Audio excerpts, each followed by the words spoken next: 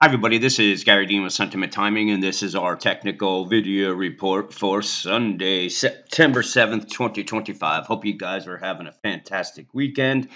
Pretty much a rain out here in New Jersey. It's been hasn't really been too good of weather, but anyway. So Friday, we saw a massive reversal. We had the S&P, we had the jobs numbers came in worse than expected, and um, as I've been saying, like a lot of these hedge, not really even say hedge fund managers, let's say money managers, financial advisors and stuff. A lot of them have only been in this market when the Fed has been active and interest rates have been low.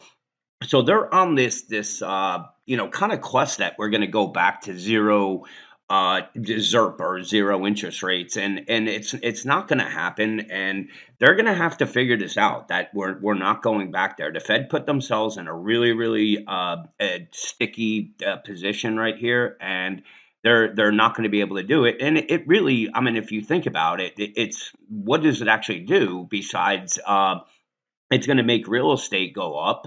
They say that it's going to give first-time home buyers a better chance to get a home and stuff like that. But the thing is, when interest rates go down, real estate prices go up. So it's kind of a net zero with it. But I understand it for for our the debt that we have. But in any case, it's interest rates have on average have been about 6% for if you go all the way back to in the beginning of when the Fed took over. They were high as 13%. They were low as zero during the ZERP time, but they kept that too long, and now they're stuck between a rock and a hard place with this. So my point is this: is that you can price in a rate cut to so much, and I mean every single big move has come off of something with the Fed or numbers that the market, they weren't good, but they to the market it's good because the Fed's gonna cut rates, and everybody already knows that already. It's been priced in probably from here in this area here. So I'm not really quite sure why when we get these economic numbers, or the Fed says that they're going to cut rates probably in September. I mean, it's priced in at like 75%. So I'm not a big believer in those moves because I'm not the smartest guy on the block, but I can tell you right now, the street already knows it's priced in. So they're trying to get people, into it, and probably so they can sell. So let's go. So we had the big gap up that failed, and we had a huge move down. We actually traded it. The entry was really good. The exit sucked because I didn't realize we were going to give everything back plus another 50 points. But in any case, we have these bearish divergences. I've been saying the 8th, that's tomorrow. I do not know if it's going to happen, but as far as on a cycle date, that is one that is standing out as a red flag. It could go past it and means absolutely nothing, but I'm positioned for it. If something crazy does happen. But in any case, as far as the technical and wave structure, I mean, we have the five waves, we have these bearish divergences, and the thing is that besides this move right here, this is the only time we even had any type of pullback of any meaningful stuff. So here you can see we made it to this high. We never even made it to the 23% retracement. Made it here, never made it down to the 23% retracement. Up here, we still haven't made it down. So if we're going to go just to a 23% retracement from this low to this high, it's bringing the S&P down to the 6131 level. Now, I'm on the side that we're going to come and test at least the 200-day moving average. Most likely, we're going to find some buyers at the 50-day just because that's what it is. They like to buy those types of moving averages. But the Fed speaks in a couple weeks, and they're going to make a decision. Or I'm not even. It might be next week. I'm not even. I have to check. But in any case, I mean, they're going to cut rates. Is it a matter of 25 basis points, 50 basis points? Who cares? It's not really going to. It's not going to bring the animal spirits back into the market as far as interest rates, because they're going to probably wait after that and see what happens. But we could also have the street that tries to force their hand, and we head lower into that actual date. But it's neither here or there. What we are is, we're as far as valuation wise and stuff, we're ready for some type of little pullback. Whether it happens tomorrow and it goes into the Fed announcement, or they wait until after the announcement. I'm not really sure. As I said, I'm trading the indexes on a daily basis, and I'm not really I'm not biased one way or the other. So Friday we had the big gap up, and I actually had told members that I was actually taking a short position in the spiders. I was buying the 651 puts, and that's when actually I can go to it right here and show you. So you can see the spiders made it up to 652. This is when I took the 651 put, and when we got down to the 50, to the retracement level and support. I took the trade off. I did so it was right around that 649. It was a good trade. It was very easy, zero stress. I didn't realize we were coming straight down here. It would have been a fantastic trade. I mean, a $1,500 investment would have been, close to $7,000 in that range. So I wasn't too happy about that part. But in any case, we had this big drop, and this was all out selling. So what were they selling for? Is it because they're not really concerned about the Fed anymore? I don't. It is what it is. We had this move down. We're making a bounce. It looks like we're forming a bear flag. If the bulls can turn around and get price, actually, I have it better. I think it's on the two. No, let me see. Nope. All right, I think I have it on. It's on the S&P. But anyway, if they pop up and let's say there's nothing happens and the futures open up, we're looking in this area here for the bears to hold it down, and that's going to be anywhere between the 648.66 up to the 650.29. If they don't hold it down here, then most likely we're going to come up and we're gonna test these highs or break them a little bit. If they get held down, the ABC move just from, if let's say we came up to this level, would be bring a move down to the 60/40. So that would be that. Now, if it ends up that this was the high and we're going to gap down, what we want to look for is what would be the price target then. And you can see it's all the way down to the 638.20. So that's down to this support in this area here. And so that's that. But right now we want to keep an eye on this. So let's go back to the S&P. So here you can see we had this massive drop. Buyers stepped in at the 50-day moving average on the hourly, which they always do. If this gets taken out, you can see why the next move is going to come straight down to this.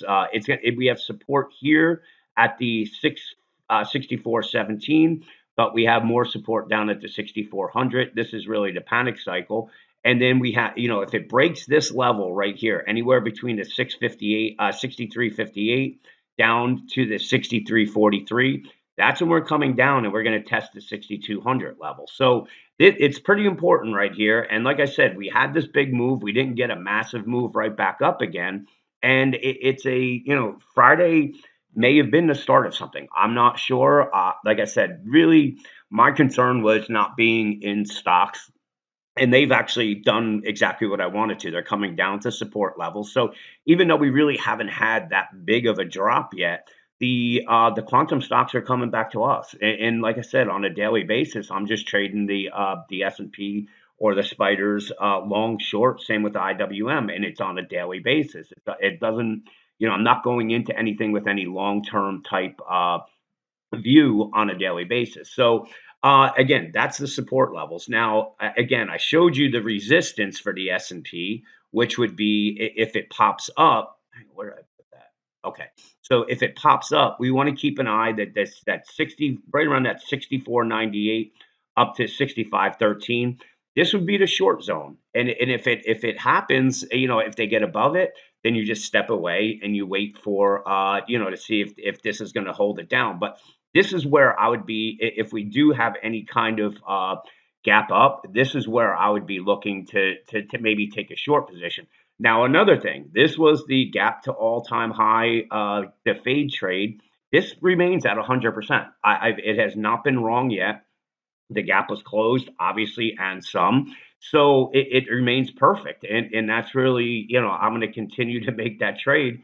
And hopefully we're back up to these levels because it really is easy money that when it gaps up to new all-time highs, you just simply take a short trade within the first 15 minutes, and you know that this gap is going to get filled within 2 days.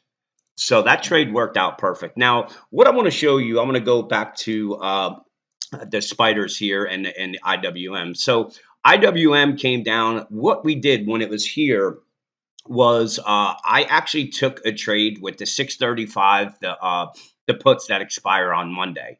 And then what I did is I took a long trade with the 635 calls that expired on Friday. So right now we are actually holding the put position. Yes, it's out of the money, but we're holding it for free. There is no cost to it because the calls that we bought that day paid for them. So we already made the money on the spiders on the downside, and then right now we're positioned. If we have a big gap down tomorrow, then hey, we're going to do fantastic. If it decides it's going to head higher, no big deal. It doesn't cost us anything. We're not doing it. It didn't cost us a single penny because we already made that back. So now I want to show you some of my other charts here and why things were making sense here. So this is IWM. I want to go to the spiders. Hang on one second. Let me just find out.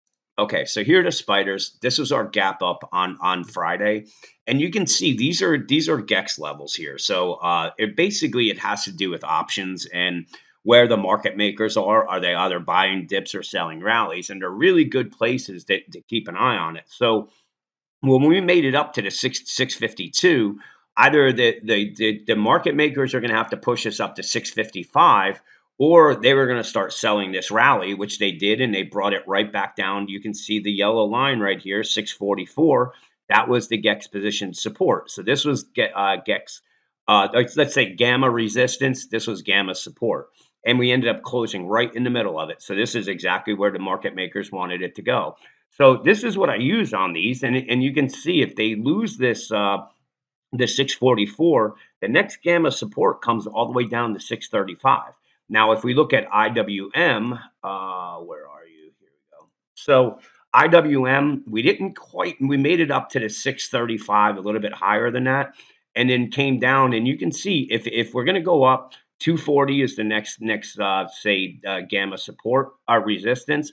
If we come down, it's 229 and then 225. So again, that's why I took the position with IWM on the short side going into Monday, because if we start taking out some of these gamma support lines, and we have the 635, so seeing if it came down to the 229, I'm sorry, the 235s, if it came down to 229, or let's say it gets bear ugly, then we're looking at a move down to the 225, and that's a fantastic trade. And again, if it doesn't work, we own these for free because we took the call side on the way up, so it worked out fantastic. So what I'm looking for on tomorrow, if we gap up, you want to keep an eye on these levels here. If the bulls can get it above 65.13, I would anticipate that they're coming back up to the 65.32. On the downside, if this was the high right here, then we're looking at a move coming down to the 63.95 level, and that's just an ABC move. Now, again, looking a little bit deeper into it, really what I'm thinking is at some point, and like I said, it's supposed to be as far as cycle time periods, a bearish time period, and it could go just into October. I'm not looking for a bear market, but I'm looking for a correction that will scare some of the longs out of here, because it's been pretty a simple trade for the long side. And typically when things get too simple, they shake it out, and they could shake it out in a very, very fast manner, because that's when we head down, we do that. And again, it's either going to be a test of the 200-day moving average is what I'm looking for, but more likely it would be a 50% retracement from this low to this high, which would bring us down to the 56.81. If it doesn't play out and we continue higher, no big deal. I'm simply going to buy the quantum stocks back and have the assumption that we're really going to be in a kind of dot-com melt up from the AI. So let's see what plays out tomorrow. Have a fantastic rest of your weekend.